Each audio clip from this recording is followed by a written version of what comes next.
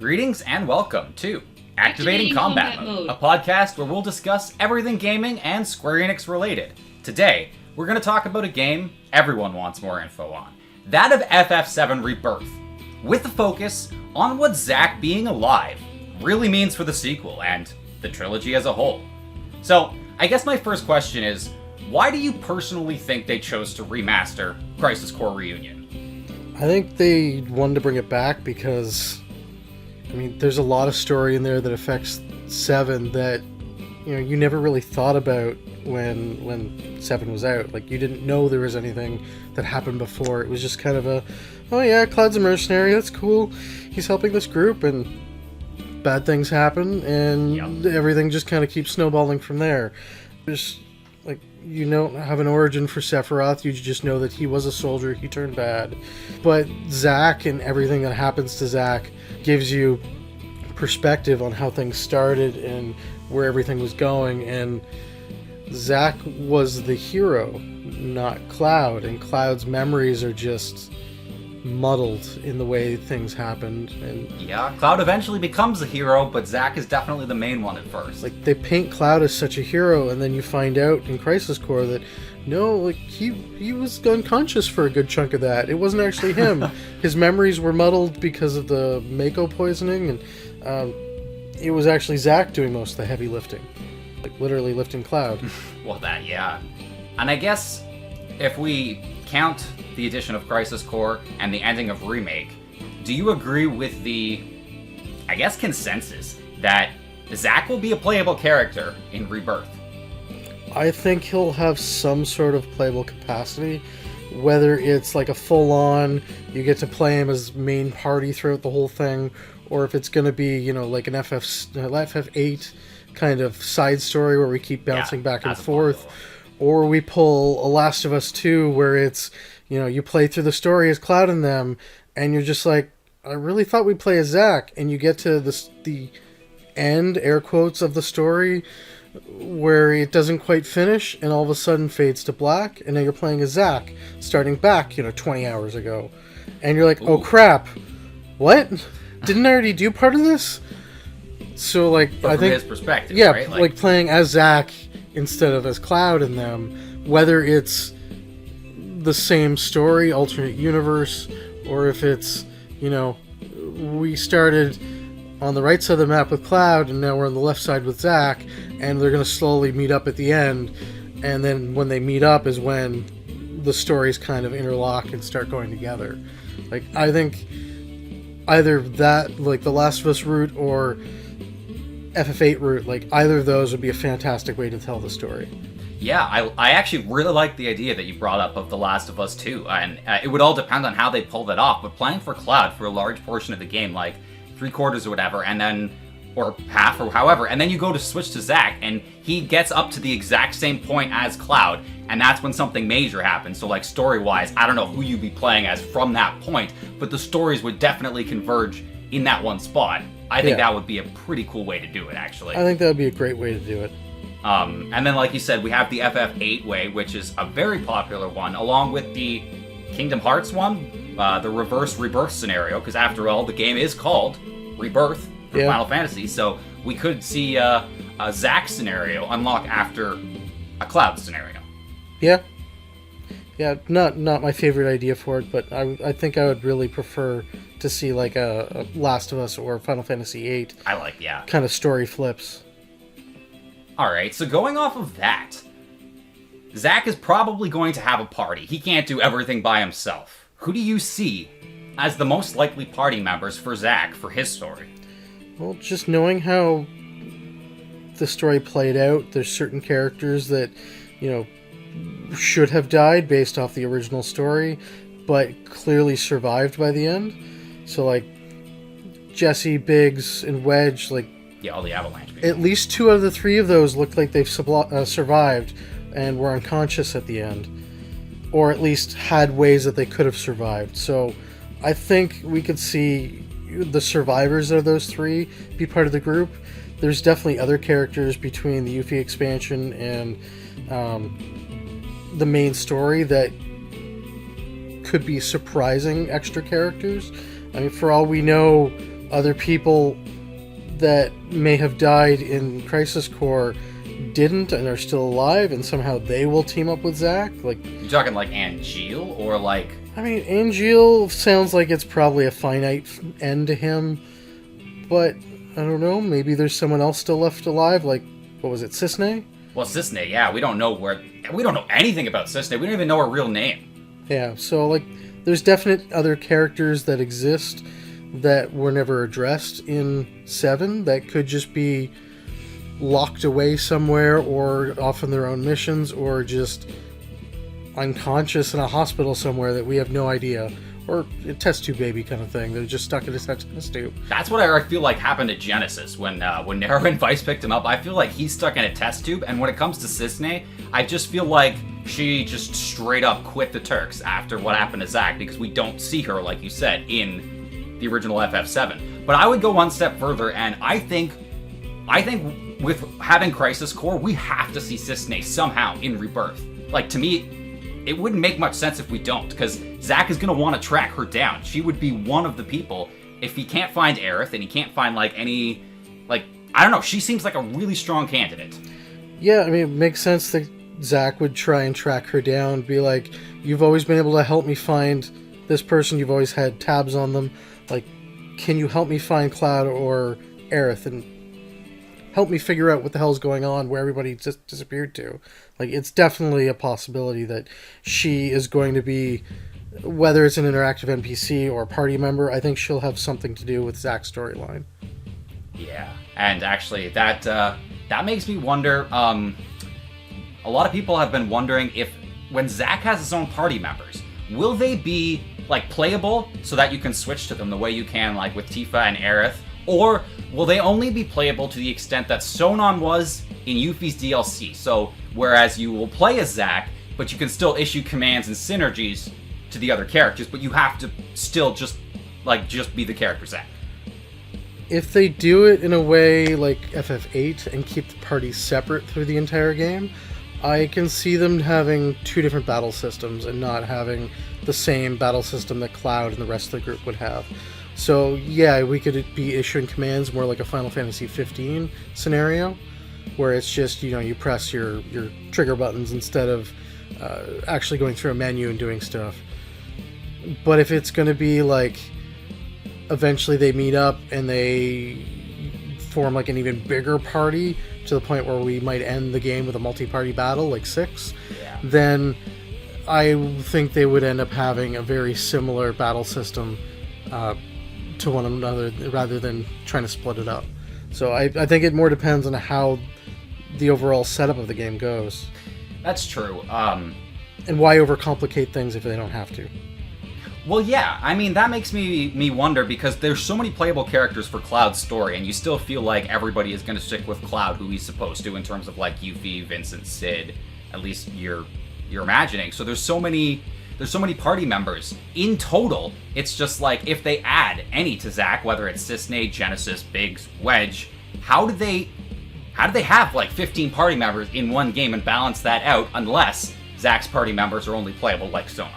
I mean, look back again at games like Final Fantasy 4 and 6, where you have like almost 3 dozen characters total. Like, it doesn't necessarily mean that they're not in the picture. It could be they're all still traveling together, but you're only controlling said group.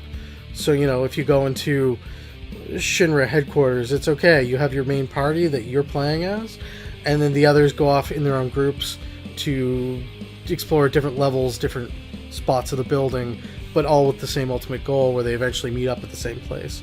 So, everybody's getting the same kind of experience for the whole thing, so nobody gets left behind, like in other certain Final Fantasies, where only the people you're playing as get experience. Yeah. Because then it gets just that much more impossible if you get to a spot where, you have to have Tifa in your party, but you've never used her throughout the entire thing. I mean, nobody ignores Tifa. But still, that'd be crazy. Her stagger ability is, like, off the charts, but... But one way or the other, it's still, there's always going to be that one character that gets ignored during a playthrough. Sits on the sidelines. Because you just like using these 3 specific characters.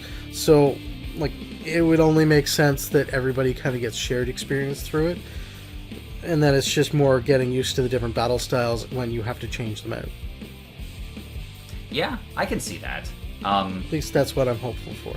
A commenter actually brought up we could see the return of the digital mind wave, at least when we're playing as Zack, and how it would be a good way to incorporate memories of like what Zack knows or of like the different timelines, depending on how they choose to integrate that. Because like with the roulette wheel and the memories that happen during the battle, it's kind of an interesting way to just give him an extra power while giving him a memory at the same time. Like it's a unique way. Like, yeah, but my problem with the memory system for that is that he's supposed to be dead at this point.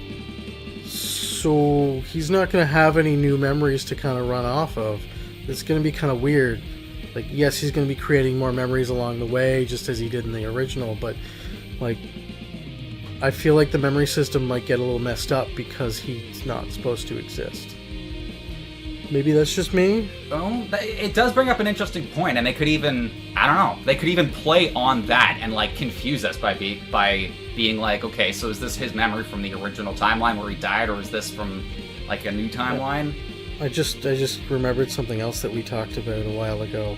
I don't think we ever brought it up in a video, but we had also talked about maybe a version of the battle system with how many characters we have, that it's so much harder than it should be for just using 3 characters, to the point where you're going to have characters get incapacitated often, to the point where you have to keep switching characters out to keep going in every battle. Like, it's so hard that you can't just use 3, that, you know, you're going to have this character almost dying, so it's, okay, I got to switch Cloud out for Aerith, and then, oh no, Red's dying, so now Barrett's coming in, kind of thing. So, you know, every battle is just that intense that you have to keep swapping characters out. Or, you know, you have to match weaknesses with strength, so it's constantly switching certain characters out. So maybe we might get to the point where, you know, you are using everyone, whether you only have 3 or 4 characters out at a time. It might get crazy enough that you need different characters every single battle. I hope it's building towards something like that, like where you can take 3 characters and then all of a sudden, like, as annoying as it might be, one gets incapacitated story-wise, and then you have to, like, switch out to another one who was on the sidelines, or... Whether it's actually incapacitated or not, or if it's just, you know, they're down for the count for that battle, and that everything resets per battle kind of thing, which... I've never been a fan of, like, a complete reset every battle, but at the same time, it will make things more interesting, too. Yeah, because they definitely have to find a way to, if they're having this many playable characters, to incorporate them all at the same time. Like, there's no way they're just going to be like, choose your 3, let everybody else stay on the sidelines in the airship, whatever. So I like how you're trying to come up with ways about how they can have a strong focus on everybody. Yeah, I mean, there's also the idea of, you know, we in the trailer that we've seen, we saw Red 13 fighting with Tifa, right? We had like a dual tech kind of combo attack that they were doing. I think he was with Barrett, and then Tifa was with Aerith.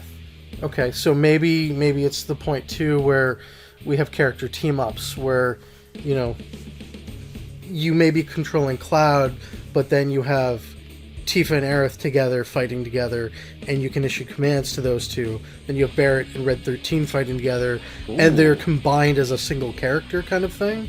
Maybe you end up having commands or party setups where it's like 2 characters in one, and depending who you match characters with, they have different, like, combo attacks and stuff that they could do. So you still have everyone on the field, but it's more of like a team battle instead of just you have 3 people. So maybe there's something more like that.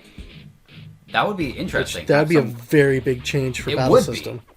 They would have to have someone, like, issuing commands, and then, but, like, I could see how you could switch from the one party, like, and then after you're done, you could switch to the other party, or, like, in between, because you can still switch between characters through a remake. But that, I think, is the ultimate question, is how they're going to incorporate all these playable characters, and will Zack's party members be playable? Because, well, we know that there's going to be a strong focus on Zack. We saw him outside the church looking for Aerith. I guess that leads me to one of my next questions. Do you think Zack and Aerith ever see each other again, like in Rebirth? I think they're going to meet up again, yeah. I think it's just a matter of, are we going to see them meet up again as somebody's dying, or is it going to be they're going to make it through the whole game and the universe wants to set itself right, and they know they have to go. So they both not necessarily die, but something like the Whispers or whatever greater power that was controlling the Whispers decides you need to come with us because you're not supposed to exist. Yeah, that would be like the ultimate love story ending, like Romeo and Juliet stuff. Like that would just be not necessarily a satisfying ending, but knowing that they lived through the game, we saw the happy ending, but they had to go because they're not supposed to be there. So it sounds like you think the Whispers are still alive, basically. Whether it's the Whispers or if it's whatever the higher power is that sent the Whispers, I think something's going to be there to help control the ending. You know, we're going to get the ultimate ending where almost everyone lives or everyone lives, and then there's still going to be something controlling the universe going, that's great and all. I'm happy we made the ultimate ending. This is what we strived for. But sorry, guys. You guys weren't supposed to make it, so let's go. That's tough. But they know they're going to a better place. It's not necessarily that they died early knowing that they didn't succeed and the world is in peril. Like, they're going peacefully knowing that they saved everything and that the world is in good hands. Yeah, I guess that's one interpretation. I know a lot of people seem to think that Zack might make it to Aerith at the City of the Ancients, but not make it in time. Like, they still seem to think that he may witness the events that happened to Aerith. I have a feeling that that's going to be the game changer, is that Zack will make it where Cloud didn't. And Zack will stop Sephiroth, or whoever is about to kill Aerith. And then Zack will be the guiding factor to make sure Cloud doesn't go insane and keep Cloud straight on the path that, you know, he wanted Cloud to take over for him. So, I guess we'll see. It would be really interesting to see what happens if Zack stopped a potential Aerith death in that regard, because I'm pretty sure just before Aerith's death, Sephiroth tried to make Cloud do it himself, but he couldn't, and so he just descended from above. But, like, if he could try to make Cloud do it afterwards, or take over Cloud, so basically when the scenarios meet up, maybe we're just going to see Cloud as the final boss and play as, like, Zack and everybody we've accumulated throughout the story. Because they can't have Sephiroth as the final boss for every single game. Like, well, I don't like turning the hero into the villain. Because even through, like, 7 and Advent Children, it was always Cloud's the hero, Cloud's the hero, Cloud's the hero. And turning Cloud into the villain, I just don't feel right about. No, that's fair. And I think a lot of people would not enjoy that, especially if I think people would be pissed if Cloud ends up being the villain. Well, yeah, but then you also gotta bear in mind how Sephiroth is gonna attempt to control him. It's just like, how much of his will is he able to exert over Cloud, and how much does Cloud able to resist? I feel like Cloud could be our final boss for this chapter. Like, we could see Sephiroth trying to trying to mind control Cloud enough that he turns on the group, and that's where we take the lead on Zack. And then maybe we'll have Cloud out of commission for the first little bit of the third part of the games. And then we'll have him back in the party full steam by the end of it. And that's when we're fighting, you know, the ultimate bad guy, the ultimate boss of Genova combined with Sephiroth, or, you know, multiple bosses at once kind of thing. I don't know. Just, I feel like Cloud could be the boss, the final boss for this one, just, and have Sephiroth just kind of the background laughing that he was able to take over Cloud. Yeah, you mentioned how about, like, Cloud leaving the party then possibly just for a little period of time, which actually goes in line with the original. I mean, the events happened a tad later in the Northern Crater, but there is that point where Cloud actually, like, leaves your party. Yeah. So I could see them pulling that off a little sooner in the City of the Ancients if that's where Zack and them all meet up. And that's a type of storyline that Square is really good at incorporating, like they did it in Chrono Trigger. You lost Chrono for a while when he, got incinerated by Lavos. You lost Cloud for a little bit there when he got dumped into the life stream and went crazy, or at least turned into a vegetable for a while for the second time. They've done it in multiple of their games, so it's quite possible that we could lose our main hero for a while, whether it's just the final chapter or last couple chapters, and then maybe we'll see him again shortly after the next game starts or halfway through. And with Zack being part of this again, who knows what capacity, but he could be the leader of the party for a little while in part 3. Yeah, that I can see that. Just until Claude gets better. That would... Oof. People are going to have a hard time with that, I think, but I mean, it's something we do have to be prepared for with what Sephiroth and can do in the knowledge based on the OG. One of my final questions is, a lot of people seem to think that Aerith is doomed to die regardless of what happens. They're just she has to summon Holy so that she can stop Sephiroth from summoning meteors, she's got to save the planet, all that. And I don't think you can really change anybody's mind on what's going to happen until we actually go into Rebirth. But my question is, do you think they can kill off Zack again? Not doing the kind of fade off into the distance, everything's okay at the end of the storyline, but do you think there's any other way they can just outright kill Zack again? Because with how Crisis Core's ending was done, I really have a hard time seeing how any death scene by Zack can top that or have as much impact. The only way I think they could kill off Zack, other than my perfect ending, he has to go into the night kind of thing, is if he sacrifices himself to save Aerith. And if that's what happens, I think it's going to be a way that they throw away the whole meteor and holy thing, and it's going to be a whole different ball game for the third game. So I think that's the only way. He would be the one sacrificing himself to stop meteor and holy all at once, so that is completely off the table and something else has to happen. So many possibilities. Well, overall, I really want to hear your thoughts and your theories about Zack's role in Rebirth. So just leave a comment and feel free to hit like or subscribe for more Rebirth-related content. My name's Keifi, and truly, I hope you have a great day, every day. May your heart be your guiding key, my friends. And as always, happy gaming.